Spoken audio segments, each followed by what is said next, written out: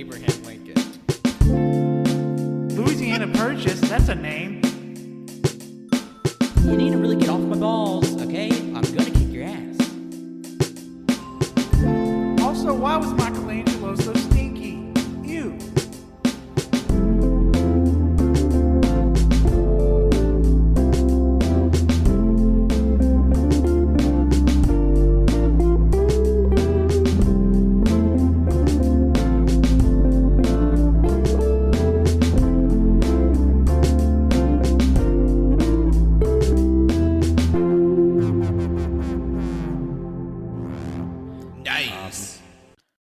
Hello, everybody, and welcome to episode 340 of the AllYouCanHear podcast. I am one of your two co-hosts, Wenzel, and joining me today is Colt, and I'm running. I'm scared. We've watched so many horror movies this year, so I'm scared. Well, I have another scary question for you, Colt. What kind of American are you? Funny? So stupid. Oh, man. I don't know. That's the only thing I could come up with that. Yeah. Fuck. So That's what your bit was? Yeah, that was my bit. Okay.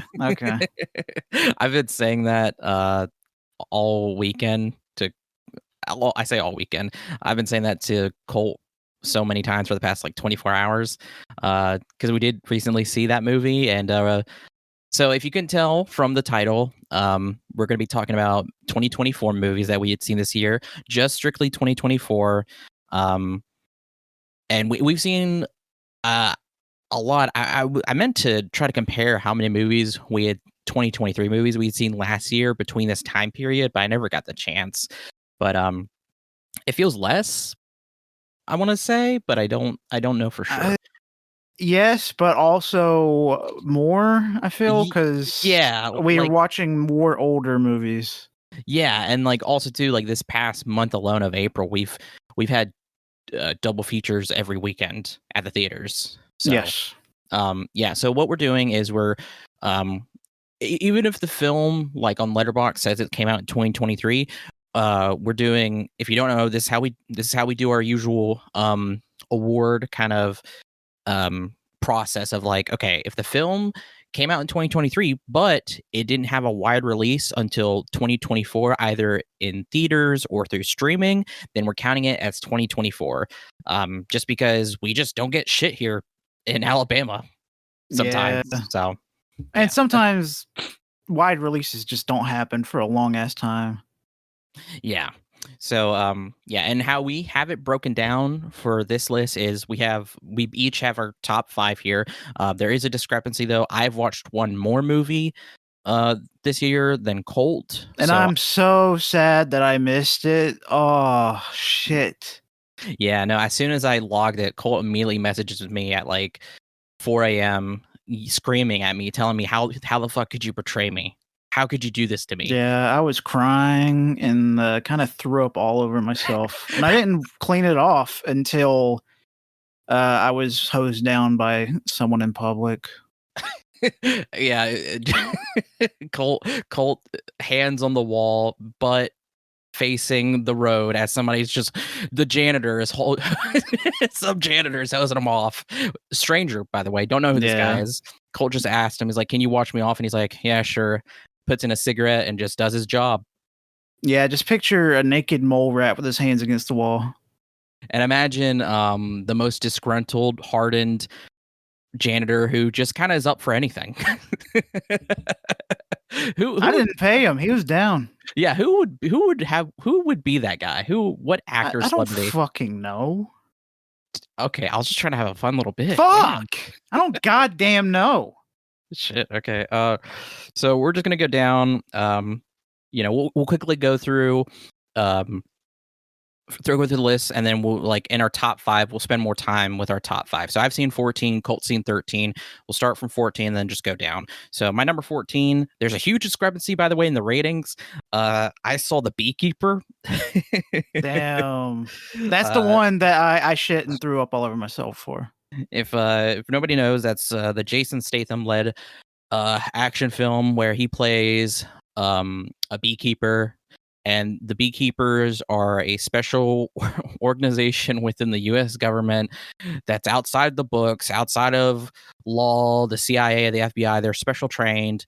Whenever the system is out of whack, they deploy a beekeeper to put it back into balance or whatever. And in this, he's a retired beekeeper, and this old woman who he's been taking care of, and who's been taking care of him, she ends up getting scammed by telemarketers, and she ends up killing herself because she lost so much money. What the fuck? I did not know that. Yeah, no, it was crazy. I didn't know where it was gonna go from the trailers, but I was like something happens with this old lady, and then literally the next day, that day she shoots herself because she loses. Jesus Christ. She shoots all of her money. Slight spoilers, by the way, for anybody wondering. But I never will see this movie, so Wenzel can spoil it all he wants. I'm just telling this for people for all of the movies. There's gonna be slight spoilers. So yeah, this is directed by David Ayer. I never. If nobody knows who that is, he's the one that directed the 2016 Suicide Squad, the bad one. Oh no, you shouldn't have said that. The great one. But it's interesting. He directed Fury and End of Watch.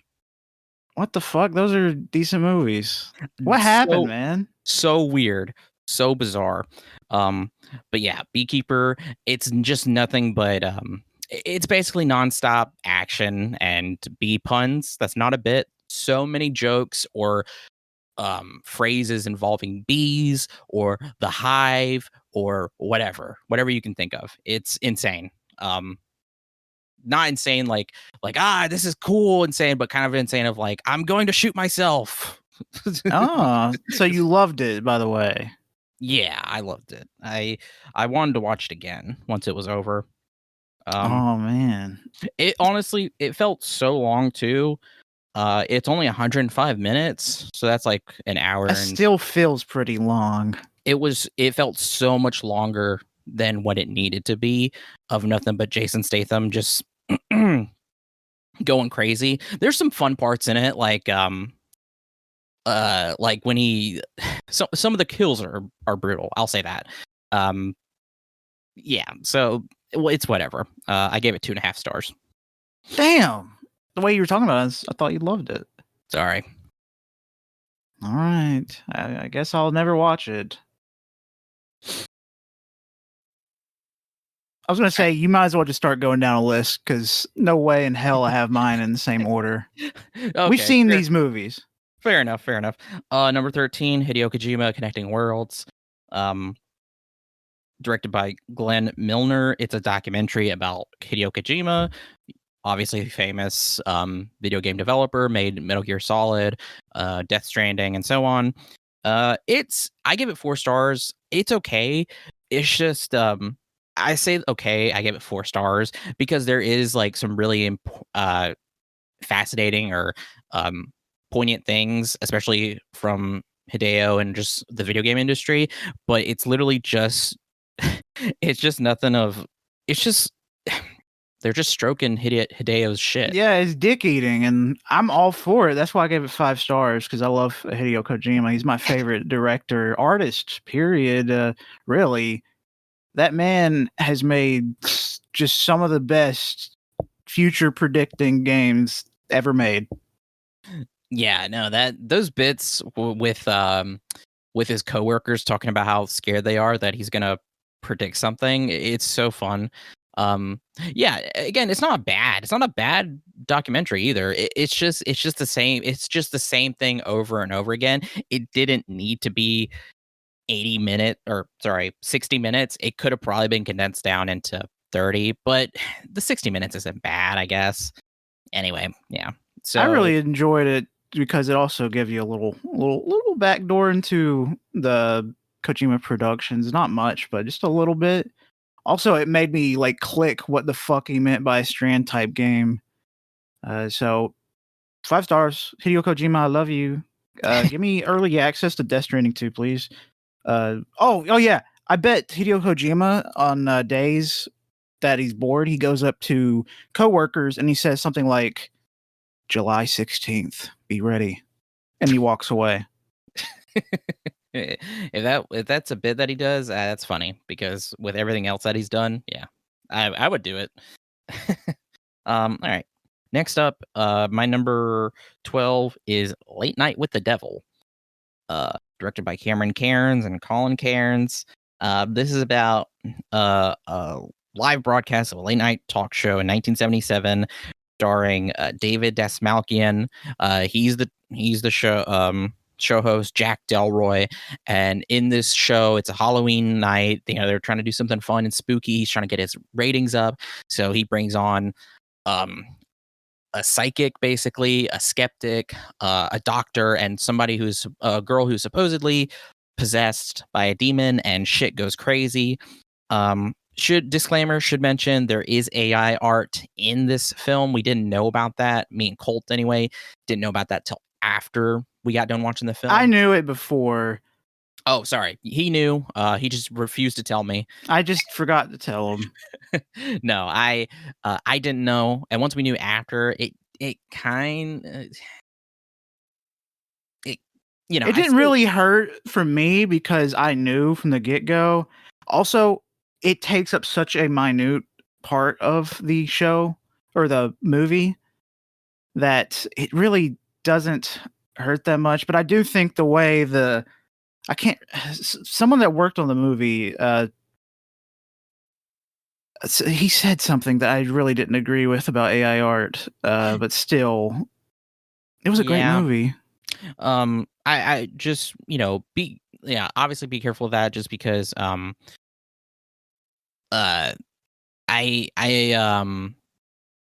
say be careful. I don't know why be careful. You're not the one using AI art.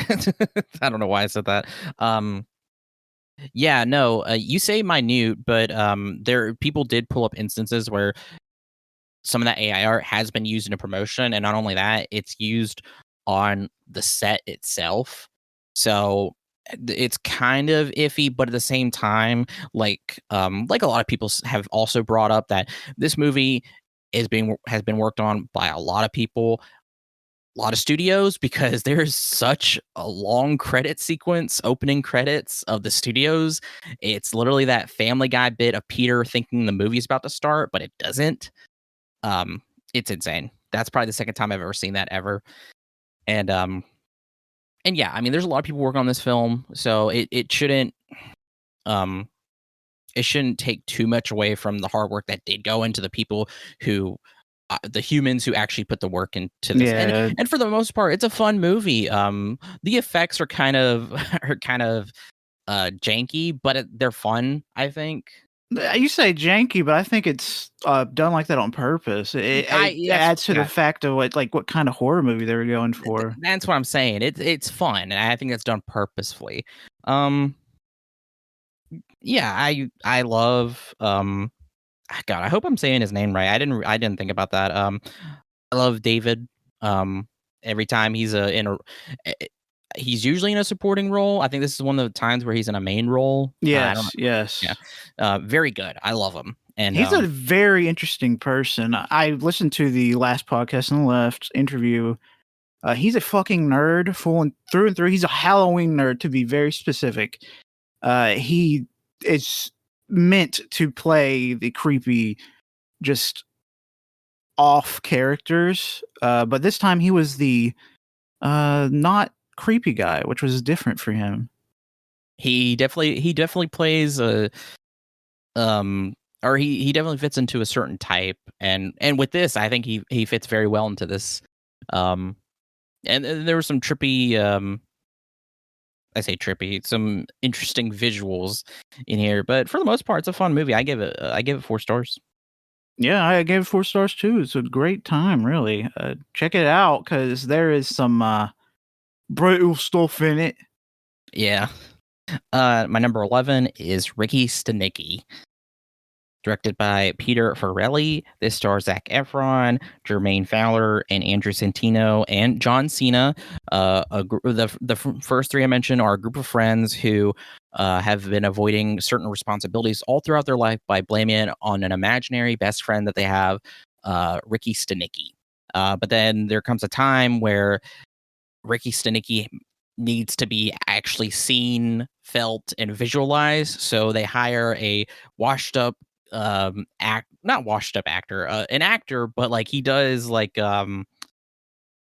raunchy impersonation. That's what it is. John Cena to fill in to be Ricky Stenicki, and it's a wild ride. It's incredibly funny. John Cena's whole before he joins them, he's like a stripper that does parody covers of songs that are like you must grip it, whip it. They're talking about the penis. It's all about jerking off and ejaculating. It's very fucking funny. It's really funny. I could have listened to an endless amount of his renditions of different pop songs. Also, fun fact, just the fucking director directed Green Book and Dumb and Dumber. That threw Really? me off. Yeah. I didn't know that. Okay. Yeah, but Interesting. this movie though, holy shit, it was so funny. I do not agree with the consensus that a lot of people have come up with saying it's horrible. I genuinely thought the humor in it was fantastic and that John Cena shines his best in humor roles. He's just too fucking funny in this movie. It, I don't understand the hate. Like it's just so much fun. I mean the emotional parts they kind of fall off a bit, but I mean for the most part it's just a stupid move, like a not stupid, but it's meant to be like a it's a comedy. Like I don't know. My favorite bit was whenever John Cena is preparing or trying to fill in the role of Ricky Stenicki, and he has to go sober, and he pisses in his sweatpants, and they point it out, and he's like, "Guys, don't worry, it's just piss." Yeah, it's not what you think. It's piss. And they're like, "Oh wow, really? Thank you." So Because it was implying they thought it was cum. yeah, which doesn't make any sense. Which is a really fucking good joke. There's many jokes that I would say that John Cena came up with them. There was the one at the end too. That's also my favorite. Is when Zac Efron is trying to save John Cena, and he gets what is it, coat hangered by this big British dude. So funny. Clothesline. Sorry, clotheslined. I was like, what the fuck are you talking about? Coat hanger. Abortion. Yeah, he gets aborted. Sorry. Yeah, I gave it 4 stars. Yeah, I gave it 4 stars too, but that's mainly because it was carried heavily by the humor. I think my least favorite part about comedy movies is they all fucking like fail at being entertaining when it comes to the conclusion, because they all feel the same of the like, I'll go apologize, I'll be friends with him now. It's a very common thing in fucking comedy movies that I'm just very 2010s movie with the story. I will say to the ending for this is like not shoehorned, but it's too clean, too neat, which is like with everything that happened, it's just kind of like this is literally impossible. Like, and that's not a big thing when it comes to stupid stuff, but it was just like what it just kind of, you're gonna roll your eyes at it basically. It's like, oh, okay, all right, come on, let's wrap this up pretty much. Next up, my number 10 is Godzilla and Kong the New Empire. Gave it 4 stars. We already did a review on that movie. We've done a full episode on it. Yeah, go listen to that. 339. We go hard in that shit. We talk all about it. Spoils abound. Yeah, really enjoy it. Number 9, we just saw recently this past Thursday. So this would come out the following Monday. Arcadian. Yeah. Directed by Benjamin Brewer. Let me see. He hasn't really directed much. Starring Nicolas Cage, Jaden Martell, and Maxwell Jenkins. And you know what? I meant to look this up. Who the fuck is this guy? Who? Maxwell Jenkins, the other son. I don't He's just a kid actor that really doesn't have many other roles. And that's the thing too. I've seen him in other stuff. I mean, he's probably been in TV shows. Yeah, no, you're right. Anyway, but yeah, it's like it's kind of like a Nicholas. The marketing for it was like a Nicolas Cage led A Quiet Place kind of, but it's definitely not like A Quiet Place. I see the comparisons with that especially with that marketing too. They know exactly who they were pandering to, but also too with Nicolas Cage. It's so funny because he doesn't say or do much for like I want to say for 1/3 of the film he says and does stuff, but then for 2/3 of the film it's just the kids. Yeah, to be fair, when he does do stuff, it's really cool stuff. The entire time he's on screen, he's doing cool stuff or nothing. Yeah, and so this film follows them. Nicolas Cage is the father, and Jada Martell and Maxwell Jenkins are his sons. And this is in the future where life on Earth has been not decimated, but normal life has been decimated. So at nighttime, they have to make sure that they're in their house, they're boarded up, protected, hunkered down, because these creatures come out at night and will attack them when they're out in the darkness. They only come out at night, so that's what they have to do. And this is kind of their normal life. And certain things happen that put them all, in danger. So I'll just say that because I definitely think go into this a little surprised because there's some crazy shit in here. The monster designs are really cool. Yeah. Also, the thing is, it just came out, so I don't want to spoil it because I know there's going to be some people that just don't want to be spoiled. Yeah. For these movies, and it's not enough time. This literally came out last week. Yeah. So that's all I'm going to say. The monsters are really cool. Yeah, the monsters, they do something that is incredibly freaky, that freaks me out a lot. I don't want them to do it anymore. But I also want another movie in this universe because everything that's they're describing about the surroundings and the events of the monsters coming to Earth or being born on Earth or whatever is super interesting. I want to know what the fuck happened. Yeah, I want to know why they're the way they are because there's some very incredibly creepy scenes in here.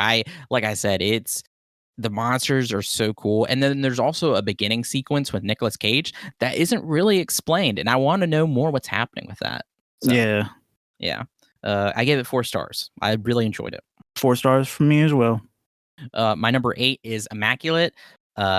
This is the Sydney Sweeney-led nun movie. Directed by Michael Mohan. Sydney Sweeney plays Cecilia, an American who goes to Italy to become part of a nunnery, and their weird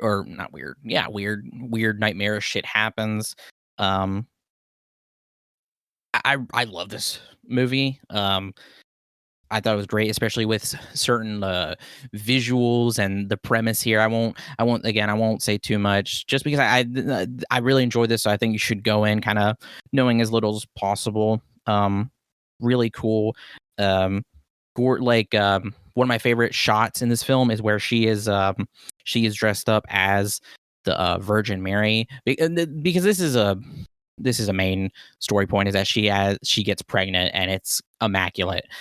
That's why, obviously, the name of the film. But it's just this gorgeous shot, really beautiful cinematography, and an insane, bloody ending that was crazy. Yeah, it was. I really enjoyed the ending. My Letterboxd review spoils it completely, so do not look at that. And I haven't seen Sydney Sweeney in much besides like offhand or not offhand, like people pulling scenes from stuff she's been in. I just through like scrolling through like Instagram or Twitter, I just see her performances or whatever, and she's a really good actress. I really enjoyed her. Yeah, she is. She's great in Euphoria. She's great here. Everything I've seen with her, which is not much, that's those two, she's great. Yeah, so I give it 4.5 stars. I really enjoyed it. I gave it 4 stars. Would have been better if they like did the Harlem Shake or something, but they didn't. Nuns are crazy. Mhm. All right. Next up, my number 7 is Love Lies Bleeding, directed by Rose Glass. This stars. Sorry, I got a burp. Kristen Stewart and Katie O'Brien, and also Ed Harris. And Which Ed Harris is a fucking freak in this one. Yeah, he is. Mullet, bald mullet, crazy. But this is Kristen Stewart is a gym manager who encounters muscle buff muscle lady Katie O'Brien, and it's like a they hit it off. Obviously, they fall in love, and but then there's also this not side thing, but like Kristen Stewart is part of a crime family, her father, and it's just a bunch of chaos. One thing after another happens, and it's like a thriller. It was really good, really beautiful. Love the music, and everybody was great. I really enjoyed Kristen Stewart, Katie O'Brien. It's crazy how she got this role just from a simple like shooting her shot on Twitter, like the biggest shoot your shot probably ever. And yeah, they were incredible.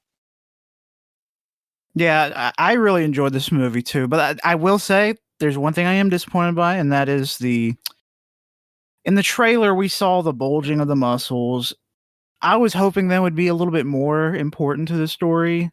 Not important, but like it would happen more often with the supernaturalness of it. But in the end, it could be drugs. Could be drugs. She's just since she's on steroids. I don't know. But I just wanted to see her go beast mode more. She only does it really twice. Yeah, that's true. Katie O'Brien, she bodybuilder. I don't know if I said that. She plays a bodybuilder. I, I mean, it was still brutal. I still loved it. I really enjoy it. I love muscular women. And that Franco fucker was a piece of shit in this one. It's so funny. We get Dave Franco in here, and it's just I don't remember the last time I've seen Dave Franco, but man, he plays like a rotten bitch. He usually plays dickheads, like in fucking 21 Jump Street. I feel like he was a 20 dickhead. He was. Yeah. Yeah. Yeah. But yeah, no, I really love Love's Lies Bleeding. God, it's so good. I give it 4.5 stars. I gave it 4 stars. All right, and then my number 6 is Stop Motion, directed by Robert Morgan, and this is about a stop motion animator who is suffering from clearly some trauma and mental illness, especially with her mother, who is also a stop motion or who's a stop motion filmmaker, and trying to help her with her project, but also trying to be her own artist. And due to this trauma and mental illness, it causes her mind to, over the course of the film, to just fracture. And it's the things that happen in this movie are so crazy. There is some really, as the movie calls itself stop motion. There's some really cool stop motion animation and just insane imagery and sequences. It's a fantastic film. And there's some freaks in it. The most disgusting little fuckers made out of crazy things. So brutal. And there is also a scene in particular in here that reminds me of a film we actually watched early. We watched it this year. What? Peeping Tom. Yeah, we did. There's a scene in here that reminds me so much of Peeping Tom, 1960. A really good thriller murder film. I recommend it. But gosh, yeah. No, it was just a fantastic film, especially too with with it like art and like trying to find your own voice. It's very good, very good, and like really, I mean, really hits, especially for other artists as well. And it's kind of cool also seeing like a focus on stop motion. So Yeah. Also, Wenzel gets like this sometimes. Jesus, yeah. It's 5. I gave it 5 stars. I got 4 stars. Most in a pattern. Wenzel likes movies a lot. He gave a lot more 5 stars than me. All right. What's that supposed to mean, huh? This means you're easy to please. You gave Godzilla and Kong 5 stars. Fucking monkey battling a lizard is awesome. Just saying. Yeah, you denying that? I mean, it is awesome. I'm just Yeah. Case closed. All right. Anyway, now we're into my top 5. So my number 5 is Society of the Snow. That follows the Uruguayan Air Force Flight 571 that crashed in the Andes Mountains back in 1972, and their struggle to survive. These rugby players, that's what they are, and some of them had their families too, which is like really which is so sad. And God, how long were they trapped? From October to December. Oh, Jesus. So like over 2 months, I think. So fuck, it's too long. I would definitely die in the probably plane crash. Hopefully. You know, the director of this, J.A. Bayona, directed Jurassic World: Fallen Kingdom. That is a strange jump. That is so weird. Huh. Yeah, because this movie is so fun and like super happy and upbeat. No, and that movie's so sad. No, this movie is incredibly, just absolutely harrowing. So sad. I don't really know too much to say because this is, obviously a true story. They're able to replicate very famous photographs that I completely forgot about and how disturbing they are. The makeup department and special effects really went off the chain with depicting these guys as brutalized as they were. It's really good. If you have the time to spare and the mental state, give it a watch. It's on Netflix. And if you want a funner time, listen to the last podcast on the Left series. I'm shouting out them; they need the help. As a companion piece to this movie, it's a fun retelling of what the fuck goes on there with their own twist. But holy shit, it's crazy. Some of the stuff that they don't even include in the movie is just wild. About how, like, specifically the woman that at the front of the plane, this is one that stuck in my head from the entire thing, is that she survived for a couple of days screaming in agony, and they just couldn't bring themselves to like kill her. So she just died of, I guess, bleeding out or crushed organs or whatever. Pretty fucked. Yeah. Thank you, Colt. That's what we're already talking about, the movie where all these people died. I literally just said it was sad and wanted to move on. Go watch it.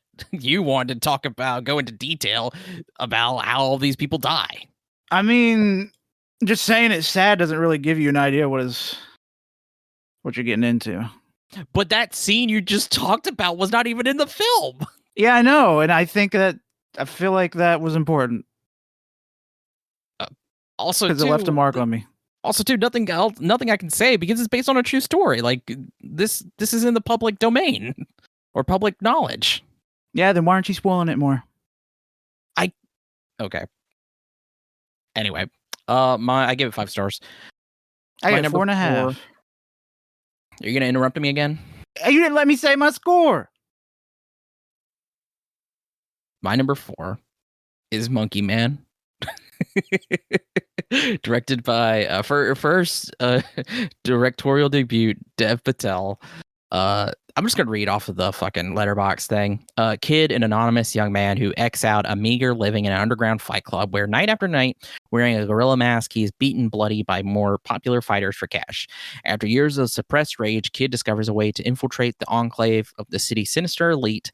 As his childhood trauma boils over, his mysteriously scarred hands unleash an explosive campaign of retribution to settle the score with the men who took everything from him. I got influences The Raid of John Wick. This movie was insane. Yeah, there's some absolutely batshit scenes in this movie. I'm glad it's popping off as much as it's already got 124K logs on Letterboxd, which is really awesome. Just the action scenes in this movie. Oh my fucking god! There's one that happens in the elevator. I'm not gonna say what happens, but as soon as that happened, I knew I was gonna give it a 5 stars. And we had like 40 minutes of the movie left, or something like that. 30 minutes. It was crazy. Me and Colt were just like like it was so freaking cool. The camera work was like crazy. I will, if I were to give this a a negative, I would say that like there was some really dark scenes and some really awkward camera work that I was just like, I don't know what's happening too much, but it didn't really take me out or hurt me too much. The film was awesome, and the fight scenes were awesome, especially, and also to the story of like Hanuman. Yeah, and also to Dev Patel's character being taken in by the trans community there, a little trans sect was really cool. They also get their moment to shine, which is super sick. Yeah, I'm just gonna say, fuck, what is that called? Kingsman Church scene, kinda, with the amount of battling going on. Kind of, yeah. It's brutal. It's crazy, but it's so freaking good. Really glad too that like Jordan Peele and people and other backers saw how how awesome this movie is, because it's insane. I love it. Dev Patel really popped off. I'm curious about what he does next. Like, he genuinely got his ass kicked for this movie. That Oh from my the God. injuries that he got, and also in the movie, I genuinely think he was taking all the fucking hits It from the seems description of what his damage done to his body was, and just from the scenes in the movie. Yeah, so if nobody knows, this is true. Dev Patel broke his hand, and the easiest and quickest way for them to fix his hand so that they could continue filming was to put a screw in it. And then what they did is they made these commemorative like jackets or shirts with the screw on it to symbolize like that screw saved the film. So I just think that's fun. It's crazy. It reminds me easily of Jackie Chan doing Police Story and how injured he got for that. Yeah. It's like, Dev Patel got way more injured, I feel. He tore like muscles in his back or his shoulder. He's got bruises and sprains all over. I want to know what the fuck he was doing. okay, you say that, but Jackie Chan was unconscious several times on that film and literally almost died. I feel like Dev Patel was the same. Don't get me wrong, Dev Patel got hurt, but like I can't really compare the two, especially with the final. Just wait for the docs where it says that he was held up by gunpoint and shot 15 times. Do you not remember me talking about how too Jackie Chan slid down the pole at the very end of Police Story, how he not only got like really bad burns, but also too was electrocuted because the pole was so hot that like the fact that he even clung on was due to sheer will, because no rational human would hang on because it was so fucking hot. Yeah, but also Dev Patel took in the trans community with open arms, and Jackie Chan does not talk to his gay daughter. Didn't think about that. You got me there. Jackie Chan's kind of a piece of shit. Very fair, Colt. Very fair. And also Dev Patel loves Portrait of a Lady on Fire. So I don't know where you got that information, but that's good. Did you talk to him? No, there was an interview where they were talking about some of his favorite films, and he talked about Portrait of a Lady on Fire, and he's like, it's so achingly romantic. He loved it. Did he say Wallace and Gromit? Please say yes. No. Why would you do this? I gave Monkey Man 5 stars. Yeah, I gave it 5 stars. That movie's banging. All right. We're in top 3 now, for me anyway. Number 3 for me is a movie that we did see very recently. I won't spoil too much about it. It just came out, but it was a double feature with Arcadian. It is Alex Garland's final film, last film forever. Nobody knows. As far as we know. As far as we know, Civil War.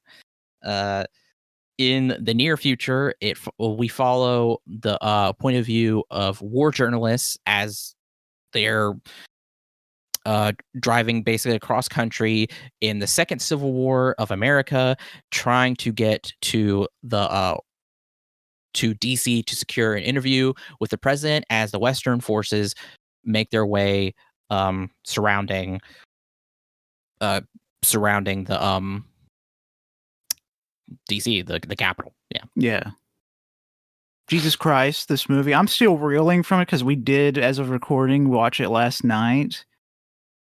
That movie was insanely brutal, insanely horrifying, and just also incredibly realistic, even just with the combat and the... If a situation were to arise, if, say, we had a Civil War 2, I don't want that to happen, I'll say that. Hot take. It'd be very realistic with some of the ways that these people were acting. No, it is very much a film. It is a horror film, like, but it wears, there's no subtlety. It's not trying to hide anything. It shows what it wants to show, and it's brutal. And yeah, no, me and Colt can stop talking about how the sound design was very well done, especially with the gunshots, and then also too, like the performances, but also like I want to say like the coordination or the choreography with like the movement of the soldiers and the group and the journalists, because they were like moving like soldiers basically, but with a camera. Well, that's what war journalists do. I mean, they will be right. They will be right up in there, and I mean, as long as they're not on, as long as they're not with a group who wants to kill journalists. I mean, you can get right up in there and just follow, and you just gotta be careful and keep your head down. No, it was just crazy. It was like it felt like we were actually following like, I don't want to say a documentary, but it was just incredibly just real. It just felt so fucking real. It was crazy. And with how the interactions and the dialogue, it's just like, yeah, this is how fucking people would act. This is how people act now. Yeah. Yeah, specifically, we're not going to go into details, but the scene with Jesse Plemons, where he's like, in the trailer, everybody's seen it. What kind of American are you? That scene is batshit insane. It's chilling. It's very good. The entire time, as soon as the movie fucking starts, I'm not kidding when I say I was so anxious and so tense the entire time. And Colt said this too. He had a pit in his stomach. I did too. I was just absolutely just. The last time I had a movie like this was on the same level of being stressed out. I want to say like Uncut Gems, but 8th grade, but on an existential dread of anxiety. Nothing. Maybe Come and See. Maybe. But in terms of like theater films, I don't think anything else has ever come like this before. This is insane. It just crazy. Also, we had a very packed theater experience, so I imagine this movie's going to do great. Oh yeah, I mean it's only Friday right now as of recording, so technically it comes out today. So I don't know, it could do doo-doo, and we just got lucky with it, or not lucky, but just had a full theater that day. No, it's a big title. I mean, it's playing on, current affairs. It has A24. It has Jesse Plemons being a supporting actor.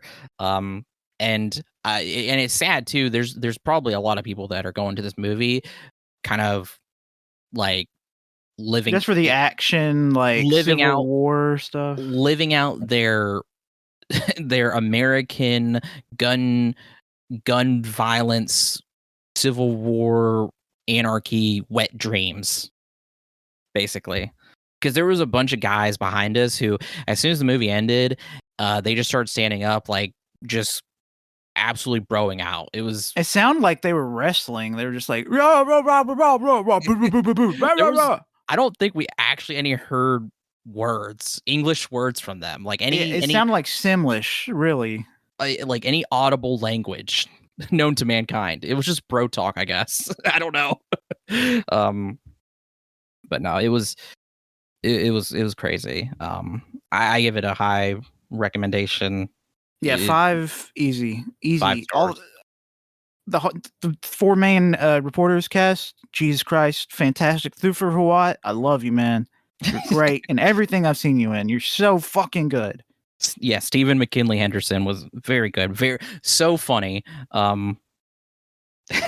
Yeah, it was a good time, and there was like some crazy like funny moments too of like like obviously this is this isn't comparable, between video games and war, but there's moments in there where like it reminds me of the times that we're playing in obviously like Call of Duty or Fortnite or whatever. It kind of has that vibe, but then at the same time it's just like shit, this is like real war stuff that actually people go through. So that kind of, I don't know. Our vibe is not going to give details, but will you guys shut the fuck up? That scene. That's exactly because oh my god, I don't know how many. Never mind. That scene, I had us laughing pretty hard because it's so relatable, but also too, it's just like it's jarring. It's like fuck, it's crazy. My number 2 is The First Omen, directed by Arkasha Stevenson. This is a prequel to the Omen series, which was so funny because at the very end of the movie, Colt looks at me and I thought he was doing a joke. He's like, I think that sets up for a sequel. And I was like, I thought he was joking. So I was like, yeah, they're going to call it The Second Omen. And then it occurred to me, I was like, he's not joking. I was like, yeah, and I thought Wenzel was just being a dick. I was like, God damn, I thought it ended in a way that it sets up a sequel. Shit. I was like, you do know this is based on the series. There's like 3 movies. And I did see The Omen, the first one, a very long time ago, so I just completely forgot about it. Sorry, there's 4 movies, now 5. Yeah, so oh my god, I won't say, obviously with these, I want to talk a lot about these. I want to rave about them. And I won't say too much just because these movies I think are so good. You should go and see them yourselves. The First Omen is one of them. It is so freaking crazy. It follows, again, similar like Immaculate. It follows a nun who goes to Italy to become part of a join these nuns, and it's the mystery surrounding a certain child and what's going on in this church. Sorry, this is actually explained in the trailer, is that the church wants to make an object of fear so that more people can go to church, and that object of fear is, if you don't know, the Antichrist, which is the Omen. And it's very good. Our lead right here, Nell Tiger Free, awesome name, by the way. She was fantastic. Incredible performance. She does something that is very clearly a reference to 1976's Possession that I just loved. If anybody else has seen it, you know exactly what I'm talking about. It is insane. The performances, the body horror, so fucking creepy. So good. So freaking good. The cinematography, there's just such a cool shot with her and these candles. Oh, I love this. I've loved this. Yeah, I really enjoyed it too. When it ended, it made me want to see more of Nell Tiger Free and some characters that are in it. I just want to see. I just want to see a remake of the original, I guess, at this point, and just continue from this story. Maybe right some wrongs, because I know after the first Omen, the movies apparently get shitty. So it'd be cool if they could maybe make them good this time. It's so crazy how there's been so many like continuations of a franchise that like it can be hit or miss, and whenever it does hit, it hits so good. And the first Omen is that. I do think it's funny too how with the failure last year of Exorcist Believer, that people are kind of what's the not turning their backs, saying fuck you to that. Because I was looking at reviews and I saw many people saying, wow, Exorcist shit. Yeah, to be fair, the trailers for that weren't the greatest. They were just scary because they were yelling at me. Oh yeah, true. But yeah, no, it's very good. I give it 5 stars. I love the first one. 4.5. Could use more pugs. Probably would have lightened up the mood, I guess. Yeah. And then my number 1 is a movie that we've already done an episode on. You go listen to that. It is Dune Part 2. Yeah, Dune Part 2 banger. I get 5 stars. Tell you that in the review, but we go even in more in depth. Sadly, Thufir Hawat not in it. Very disappointed. Yeah, that's episode 335. If you want to go listen to that. Also, it was very funny. There was a interview clip or whatever of the main stars and the director talking about McKinley Henderson and in Civil War. It's a thing for Civil War. Yeah, it was in Civil War, and then at the very end, Alex Garland just out of nowhere, it just says they cut him out of Dune 2, those motherfuckers. Which I agree. I agree, but it was just so funny. Yeah, so don't really have much to say. I give it 5 stars. Dune 2 is awesome. Yeah, and with that, that's Wenzel's list of it ranked. I didn't rank every single movie I watched this year. I just ranked the top 5 so far. Since it's Q1 and opinions change like crazy as time moves on. Even my top 5 right now, I could feel completely different about this top 5 come months from now because humans change, input changes things. But my number 5, First Omen, great movie. 4, Godzilla X Kong Love War, The New Empire. And number 3, Dune Part 2. Great movie. I love it. I just, I don't know. I think I liked, I don't know. It was a good time. I'm just ready for Messiah. I'm just worried about that and how they're going to do it. And number 2 is Monkey Man. I love Monkey Man. And this is probably a wild take, but Civil War is my number 1 movie of the year so far. Nice. I fucking love all these movies. Top 4 got 5 stars, and the first one got 4.5. Hell yeah. I mean, all the movies, like you said, in your top 5 are fantastic, fun watches. Horror fans are eating good this year. I've said that quite a bit on my socials, but I mean, really, like, not only what has come out, but what is going to come out. And yeah, it's just been a good year so far, I think, for movies. I've only seen one, bad movie. And that's pretty good. Do you have any tips for Jason Statham? Just do good movies. Or like maybe read the script or Fire Agent, something like that. I don't blame Jason Statham on this one. I blame the director. Jason Statham definitely did not write that script or had any say in that. The director Ayer definitely was like, we got to have B puns, and he forced Jason Statham. Why didn't Jason Statham save that woman from killing herself? That's still crazy to me. That's just so fucking wild that this old lady just kills herself. No fucking joke. He was in the barn making honey. Wait, he was like tending to the bees while this woman's getting scammed like 100 feet away? Yes. Fuck. Okay. Because yeah, so spoiler, so basically what was happening is because Jason's character takes beekeeping. I think all the beekeepers take beekeeping to like to heart because they get beekeeping manuals on how to beekeep. So, and that's not a bit. Like literally, okay, this again, spoilers.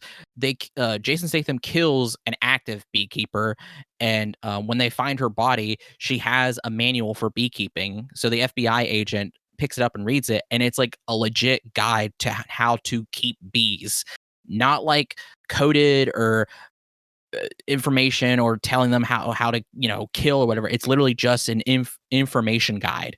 And yeah, so Jason Statham lives with this old woman on her estate, and he has a barn and an area for his bees, and at this barn he makes honey. And while she was getting scammed, he was tending to the bees, making honey in the barn.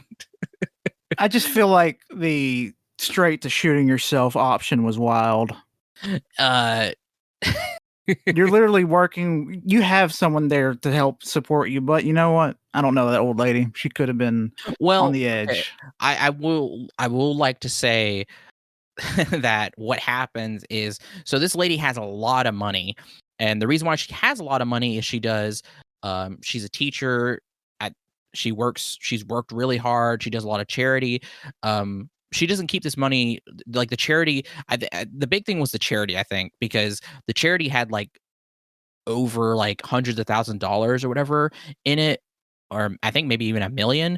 And as soon as they got access to her passwords and accounts, they just took all of her money. It's like the charity money she had raised, her life savings, her everything.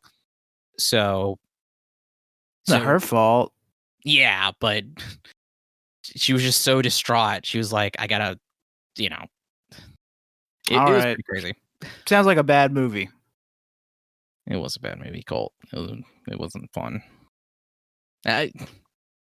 All right, well, that's it. Yeah, we're done. No more movies. This has been your Q1 report from us. We're gonna go watch some more movies now. Yeah, I mean, shit. This little segment of the year right now, Jesus Christ.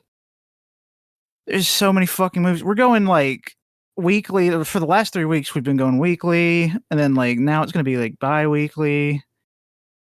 Got a lot of movies to see. AMC A-List is saving us so much fucking money. Jesus Christ, that shit's a lifesaver.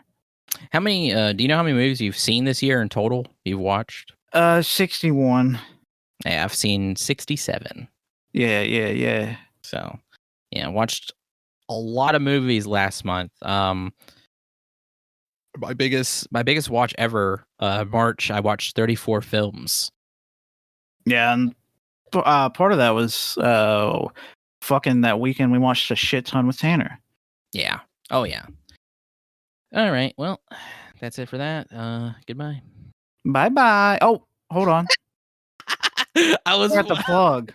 No, I know. I didn't think you would actually fall for it. Wow, you're so dumb, so stupid. You know, for that, I'm making Dune Messiah bad. Are you Villeneuve? I'm gonna make the incest stuff heavy.